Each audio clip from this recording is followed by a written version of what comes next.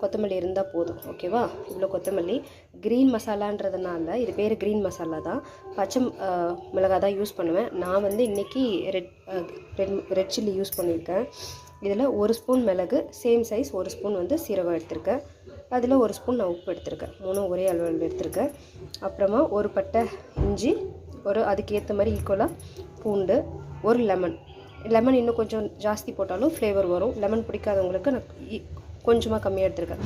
இது எல்லாத்தையும் கிரைண்ட் பண்ணிவிட்டு அப்படியே அப்ளை பண்ணிவிட்டு ஜஸ்ட் ஒரு 1/2 hour ஊற வச்சுட்டு நீங்கள் பண்ணாலே டேஸ்டியாக இருக்கும். முக்கியமாக சொல்லணும்னு நினச்சா அந்த தவாவில் ஒட்டும் இல்லையா, சில பேர் நான்ஸ்டிக்கில் பண்ணுவீங்க, ஒட்டாது. எப்படி தோசைக்கல் இருந்தாலும் அரிசி மாவு கொஞ்சம் ஆட் பண்ணிக்கிட்டிங்கன்னா வந்து உங்களுக்கு என்ன ஆகாதுன்னா ஒட்டாமல் வரும். பட் என்னோடய தவா வந்து அயன் தவா. இது வந்து இரும்பு இல்லையா, இரும்பும் இல்லை, அயன் தவா. அதனால் எனக்கு இதில் எப்படியுமே ஒட்டாதனால அரிசி மாவு நான் போட மாட்டேன். உங்களுக்கு ஒட்டுது அப்படின்னா